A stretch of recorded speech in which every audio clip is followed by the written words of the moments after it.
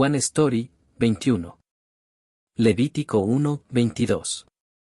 Ofrendas, sacrificios, sacerdotes y santidad. Ahora entramos en el libro de Levítico.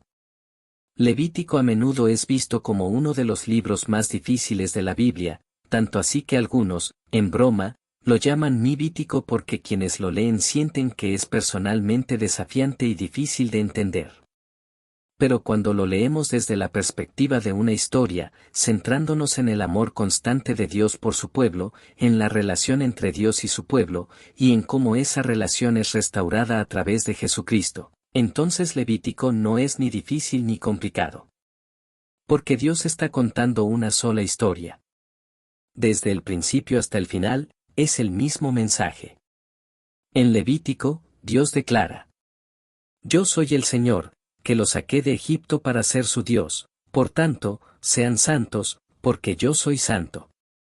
Dios habla de la santidad, una santidad que pertenece al pueblo de Dios. Y una santidad que debe definir al pueblo de Dios. En el libro de Éxodo, el pueblo de Israel fue salvado.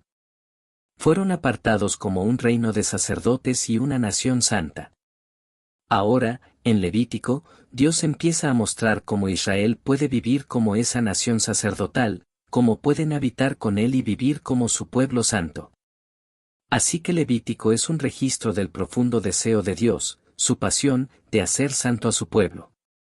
El pueblo de Israel tenía que ser apartado de las demás naciones y consagrado a Dios.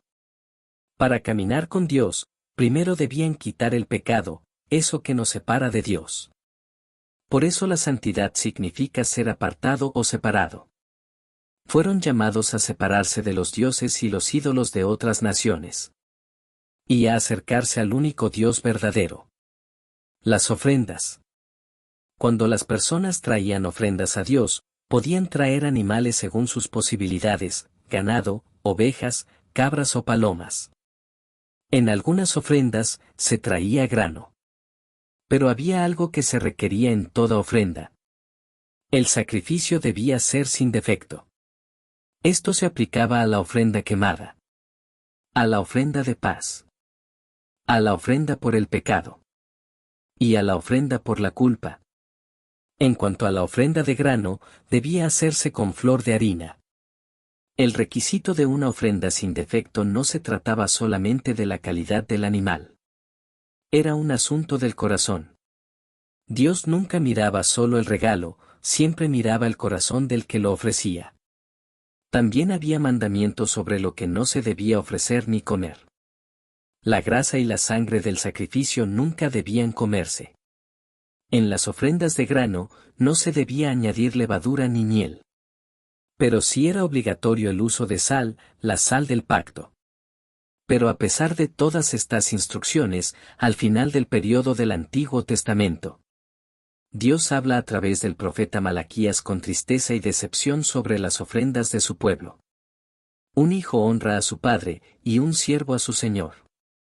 Si yo soy padre, ¿dónde está el honor que merezco? Si soy señor, ¿dónde está el respeto que se me debe? Dice el Señor Todopoderoso.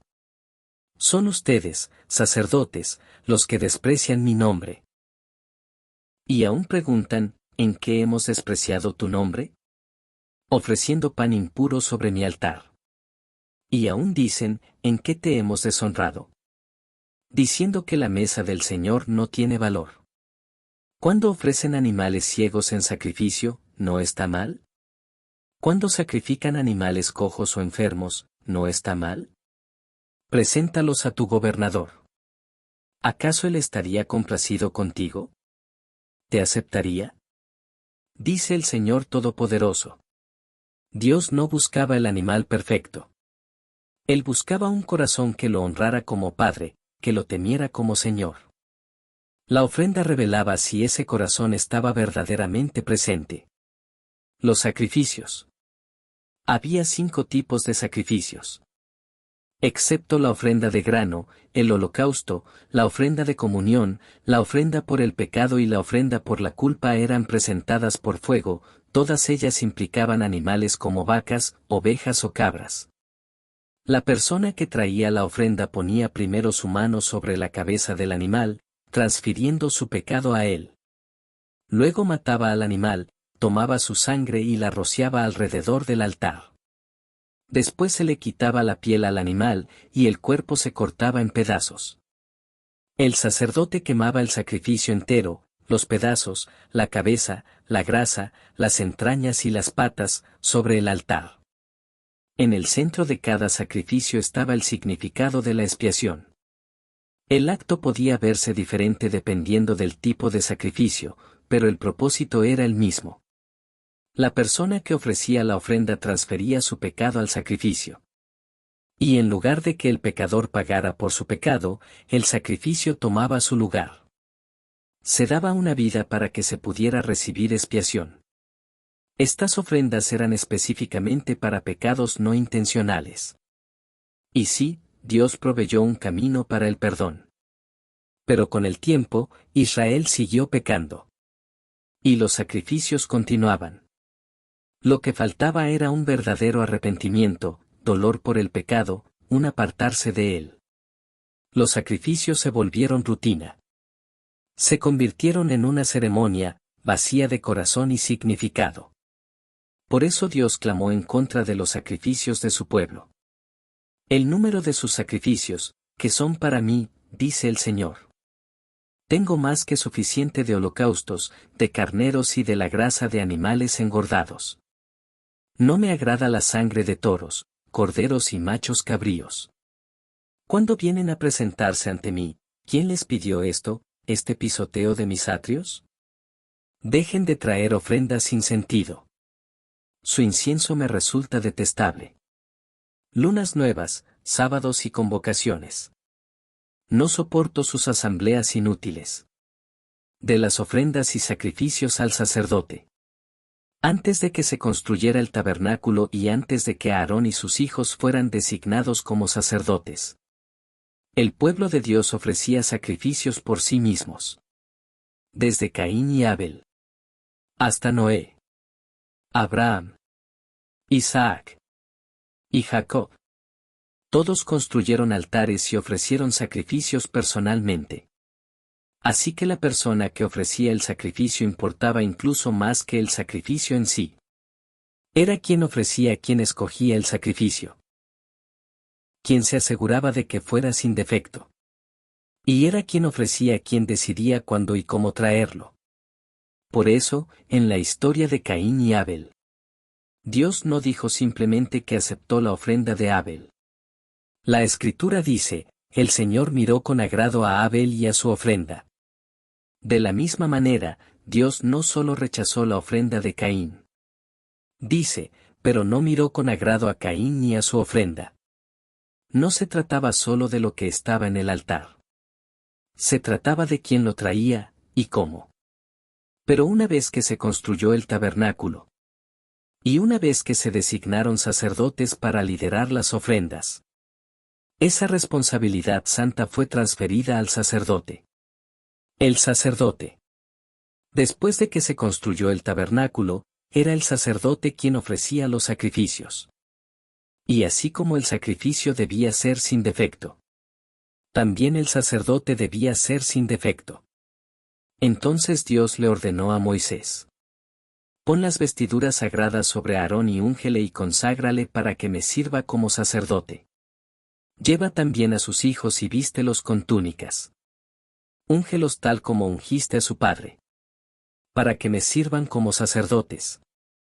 Esta unción les conferirá un sacerdocio perpetuo, por todas las generaciones. Pero ellos no eran verdaderamente santos. No eran perfectos.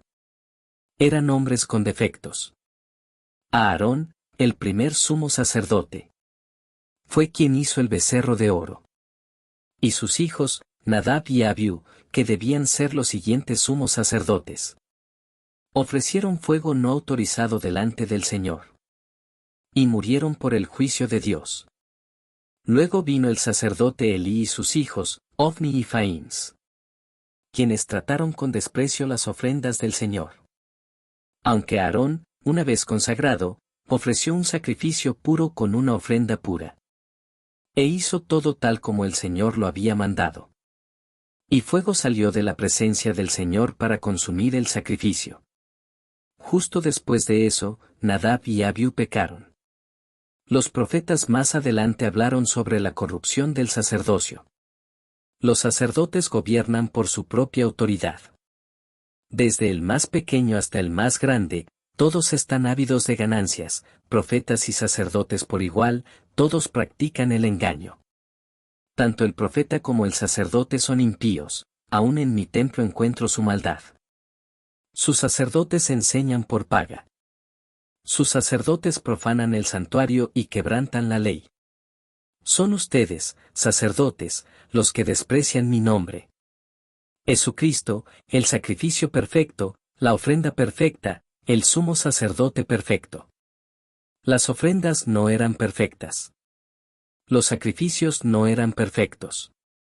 Y los sacerdotes tampoco eran perfectos. Así que vino Jesucristo. Como el sacrificio perfecto, el Cordero de Dios que quita el pecado del mundo. Vino como el verdadero y fiel sumo sacerdote. Y en el altar de la cruz. Se ofreció a sí mismo completamente, de una vez y para siempre. Un solo sacrificio perfecto por el pecado del mundo. Las Escrituras dicen: sacrificios y ofrendas, holocaustos y sacrificios por el pecado, no quisiste, ni en ellos te complaciste. Aunque se ofrecían conforme a la ley. Entonces dijo: aquí estoy, he venido para hacer tu voluntad. Él quita lo primero para establecer lo segundo. Y en esa voluntad somos santificados mediante la ofrenda del cuerpo de Jesucristo hecha una vez para siempre. Día tras día, todo sacerdote oficia y ofrece repetidamente los mismos sacrificios, que nunca pueden quitar los pecados. Pero este sacerdote, después de ofrecer por los pecados un solo sacrificio para siempre, se sentó a la derecha de Dios. Y la Escritura también declara: por lo tanto, hermanos, les ruego por las misericordias de Dios, que presenten sus cuerpos como sacrificio vivo, santo y agradable a Dios, este es su culto racional. No se conformen a este mundo, sino transfórmense mediante la renovación de su mente. Así podrán comprobar cuál es la voluntad de Dios, buena, agradable y perfecta. Esta es la vida de adoración, la vida ofrecida por aquellos que se han convertido en hijos de Dios por medio de Jesucristo. Animales puros e impuros. Dios habla claramente a su pueblo, distinguiendo entre lo puro y lo impuro. Entre los animales que se podían comer y los que no. Y dice: yo soy el Señor su Dios. Conságrense y sean santos, porque yo soy santo. No se contaminen con ningún animal que se arrastra sobre la tierra.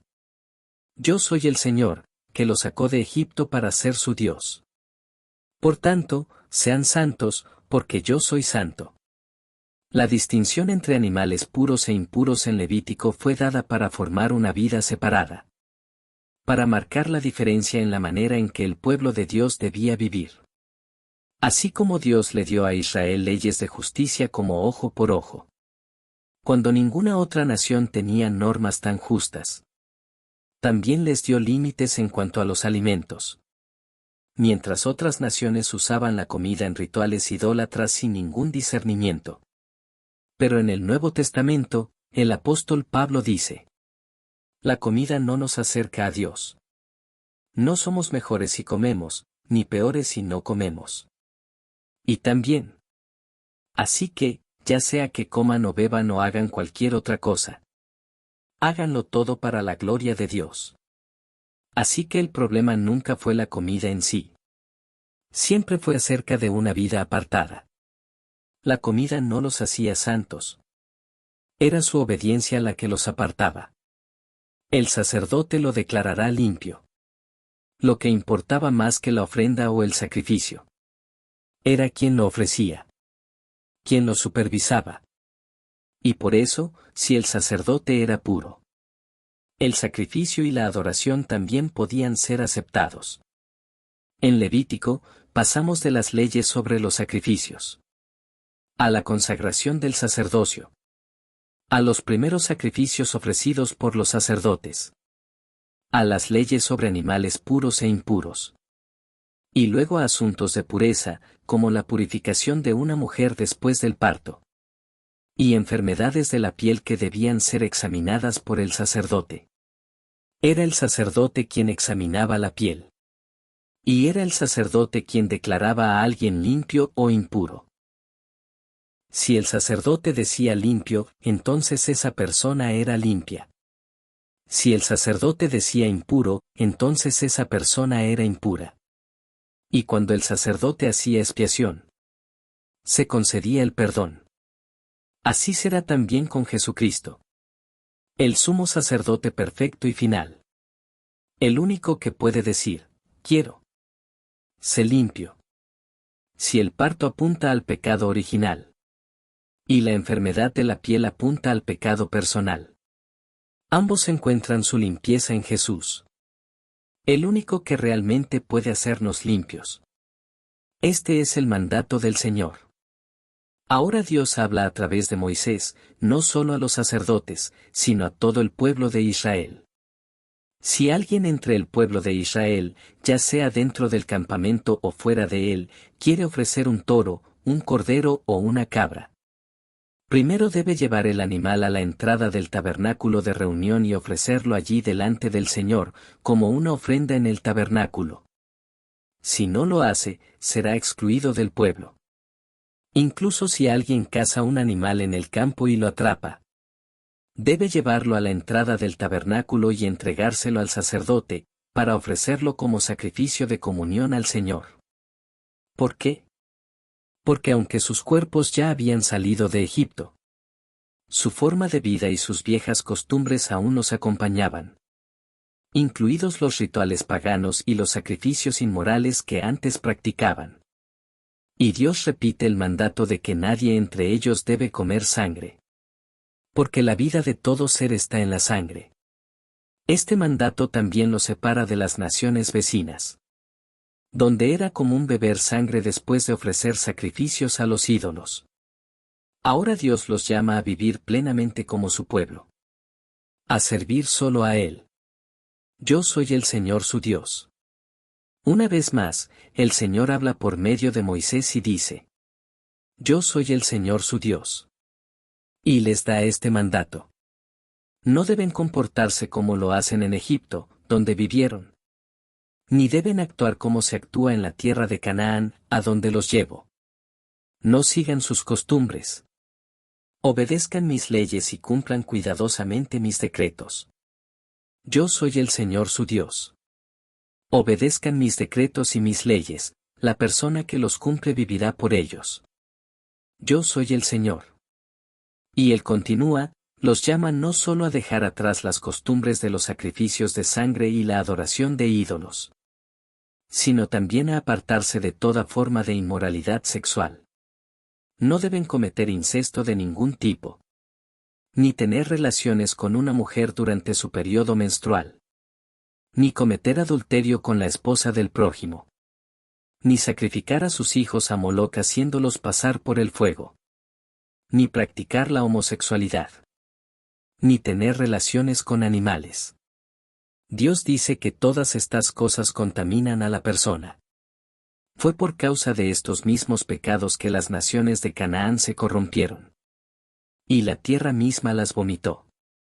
Si Israel sigue esos mismos caminos, la tierra también los vomitará a ellos. Así que el pueblo de Dios debe vivir como el pueblo de Dios. Porque ahora, Dios es su Dios. Y ellos son su pueblo. Los que Él ha reclamado como suyos. Son santos, porque yo, el Señor su Dios, soy santo. Una vez más, el Señor habla por medio de Moisés y dice: Son santos, porque yo, el Señor su Dios, soy santo. Los llama a no imitar a las naciones, sino a vivir con reverencia y obediencia. Honren a sus padres. Guarden el día de reposo. No se vuelvan a los ídolos ni hagan imágenes. Cuando presenten una ofrenda de comunión, háganlo de manera que agrade al Señor. Cómanla dentro del tiempo establecido, no profanen lo que es santo. Cuando cosechen sus campos o recojan de sus viñedos, no lo tomen todo. Dejen algo para los pobres y para el extranjero que vive entre ustedes. No roben. No engañen ni mientan unos a otros. No juren en falso usando el nombre de Dios. No opriman ni roben a su prójimo. Paguen a los trabajadores su salario a tiempo. No maltraten a las personas con discapacidad, ni al ciego ni al sordo. Juzguen con justicia, sin mostrar favoritismo al pobre ni parcialidad hacia el rico. No calumnien, no busquen beneficio a costa de la muerte de otro. Corrijan a su hermano, pero no lo odien en su corazón. No busquen venganza. No guarden rencor. Amen a su prójimo como a ustedes mismos. No crucen distintas especies de animales. No siembren su campo con dos clases de semilla. No usen ropa tejida con dos tipos de material. Incluso en los casos de pecado sexual con una sierva, hay instrucciones y consecuencias establecidas. Cuando entren a la tierra y planten árboles frutales, no deben comer del fruto durante los primeros 3 años. En el 4.º año, el fruto debe ofrecerse en alabanza al Señor. Solo en el 5.º año podrán comerlo, y entonces el árbol dará aún más fruto. No deben comer sangre, ni practicar adivinación o hechicería. No deben cortarse el cabello según estilos paganos ni desfigurar sus barbas. No deben tatuarse el cuerpo por causa de los muertos. No deben hacer de sus hijas prostitutas. Deben guardar los días de reposo y tener reverencia por el santuario.